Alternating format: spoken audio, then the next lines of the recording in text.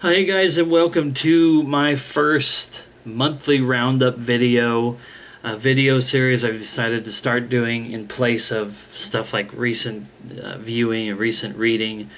Everything that I pretty much do when I talk about games, or not games, but movies, shows, books, any of that kind of stuff. Instead of doing individual videos for every one of those things that I do, I decided to start doing this. I keep the gaming ones, and I've explained this already, but you spend a lot of time with games, and I enjoy talking about a game experience. But these kind of things, I feel like I can just kind of buzz through them, tell you what I've been up to the last month or so. This first monthly roundup video is actually going to stretch back into stuff I was watching or into partially in August. But anyway, without further ado, let's just jump right into the main thing I want to talk about, which is the movies that I watched. I used my idea that I said before, that I'll write down the stuff so I don't really forget what I was watching, and I can talk about it a little bit better here. So, since roughly about mid-August, I watched National Treasure and National Treasure Book of Secrets. Those are the two Nicolas Cage, Disney-produced National Treasure movies, both of which I really, really love. I'm kind of on the fence about which one I think is my favorite. I'm probably leaning more towards the first. When I was watching Book of Secrets, I felt a couple of times like this was like the movie was kind of flat when compared to the first one. But both of them are really awesome. I love, excuse me, I love that style of movie. The National Treasure movies and the Da Vinci Code and Angels and Demons, and the third movie in that series is going to be out later this year, that basically take you on an adventure, like a treasure hunt kind of thing.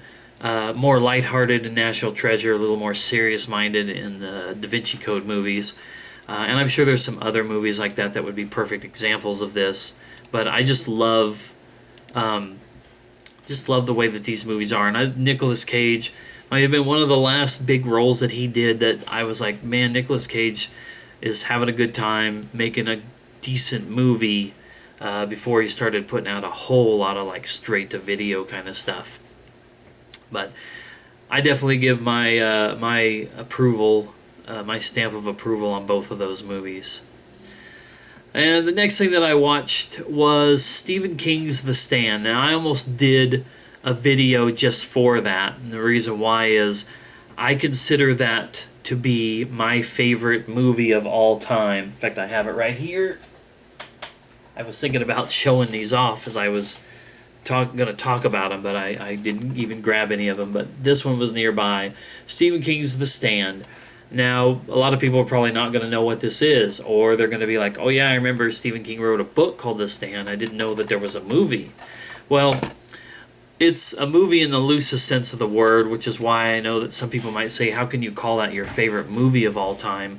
It's basically a 6-hour plus miniseries that was aired on television in the mid-90s and released later on VHS and DVD, and is now in the works to get some sort of a remake, which I'm hesitant on that, but I'll keep my fingers crossed that maybe they can do something good with it. But this is, like I said, my favorite movie. It's my favorite book, my favorite movie. It's my favorite like story that anybody ever came up with. I just love it so much. I love movies that, how do I word this? Movies that tell the tales of people in the world when some sort of gigantic catastrophe happens, whether it's some sort of viral outbreak, disease, whether it's some weird supernatural thing, maybe a biblical kind of thing, and where the majority of the population of the world disappears / dies, whatever. Stephen King's The Stand is one of those kind of movies. Michael Crichton wrote something that was kind of similar. Even Left Behind. I haven't watched the original Left Behind, but I watched that Nicolas Cage one. It wasn't my favorite thing of all time, but the storyline appealed to me. And this one here was so well done. The characters in it are great. There's a lot of characters. You can find yourself in up over your head drowning in these characters.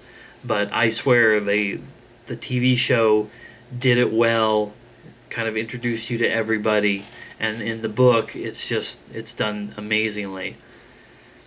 Like I said, I will probably make a video about this and finally get started on my Red Shadow's favorite movie series. So I'll talk more about this. I'm taking too much time on this, but I love this. If you can get a chance to see it, understand that it's 90s television budget, so it's not great, but it's got an amazing cast. Gary Sinise is in it, Rob Lowe, let's see, I forgot somebody, Molly Ringwald, Jamie Sheridan, Laura San Giacomo, Ruby Dee, Ossie Davis, Miguel Ferrer, Corin Nemec, Matt Frewer, Ray Walston, Adam Stork, Kareem Abdul-Jabbar. It's an interesting group of people, some of which you might not know because they were a little more popular back in that time. But anyway, check it out. See what you think about it. Give it 6.5 hours of your time. Anyway, let's move on.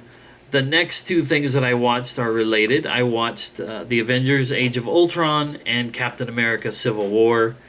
I enjoyed both. Civil War was really, really good. Age of Ultron was pretty good. It wasn't as good as the first Avengers, but it wasn't horrible by any means. I did come to realize, watching these two movies within 2 or 3 days of one another, the Avengers movies, the Marvel movies and all that, they're great. The action is always good. The writing is good. They're always funny. I love the characters. They seem to be doing a really good job of giving everybody ample, screen time. But as good as they are, none of these movies, in my opinion, are just amazing. And now that we've seen so many Avengers movies, and they're all like really, really good and consistently good, but nothing just blows you away. The more movies they put out to create this universe, the more they all just start to blur into one another. And it's a real shame. But that being said, like I said, I liked both movies. I liked Civil War. I'm really stoked to see Thor Ragnarok, to know what Thor and Hulk were up to during all that. And I do want to know what's going to happen as they move towards the Infinity Wars, or whatever they're going to call those. But I do hope that they have an end goal in mind, because you can't just keep putting out what is essentially the same movie over and over again. Heroes conflicting with bad guys and with each other and with the human populace. And like, how far does this have to go? The Avengers, comic books in general, they're never ending. But these movies should not be never ending, because you may as well turn it into a TV show and keep spitting the same thing out every week. So that's my thoughts on those. And then the next two things that I watched were both comedies. The first thing that I watched was Keanu, and I wish I would have had the movie for that on hand. But anyway, this is a Key and Peele movie. If you watch Comedy Central, Mad TV from the last couple of years that they were on air, this is Key and Peele, this comedy duo from there. I know a little bit about them. I've seen like their President Obama impersonation. I've seen some little things here and there online for the two. I know they're a couple of funny guys, but they're not on anything that I really pay that much attention to. I don't have cable, so I can't watch some of the stuff that they were a part of.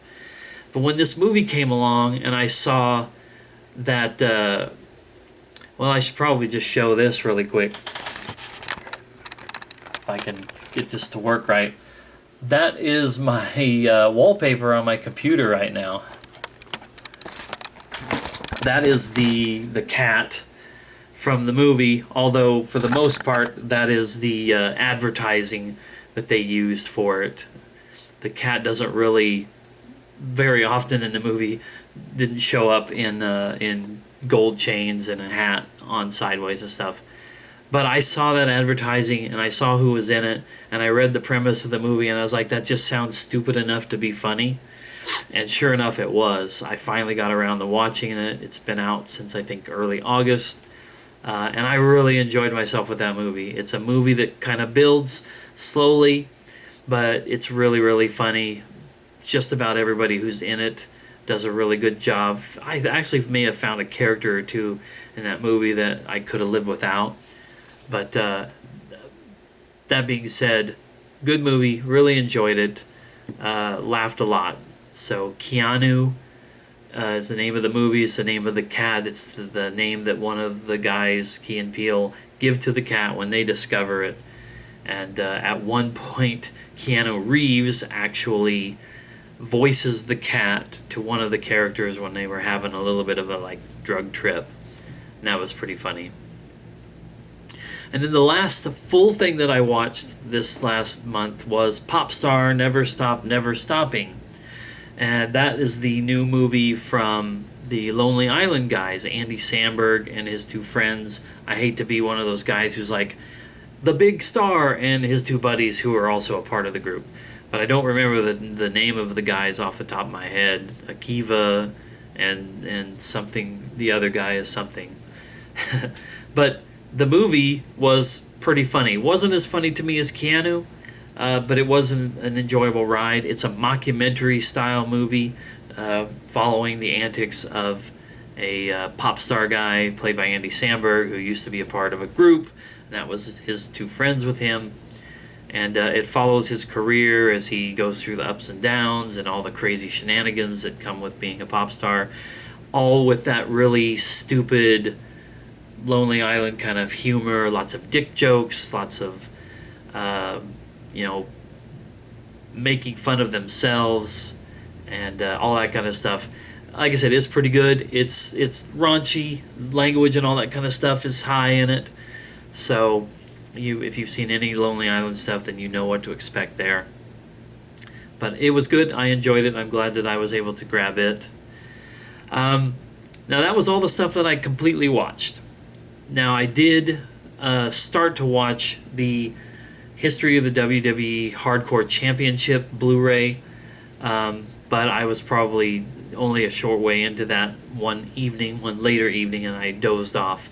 But I was enjoying that. That's something that I will definitely be watching. What I will be watching in the coming month, I couldn't say. I have so many movies on the backlog, so who knows? But this is what I loved about switching to this format, was I was able to hammer out a whole bunch of movies and still get a lot of game time in. And that's what I wanted to do with this. I wanted to be able to kind of juggle things, watch a couple movies every week, knock some stuff out, some stuff that's been sitting on the shelf over there for a long time and not been watched, watch some new stuff. And, as I said, play more games and whatnot too, which as part of the monthly roundup, I want to talk about what I have been playing. And I could pretty much tell you, ever since I finished Far Cry 4, it's all been about The Witcher 3 Wild Hunt for me. I've put a lot of time into it. I'm not completely done, but I would say I'm probably in the last quarter of the game. And then I'll do a video about that one when I finish it up.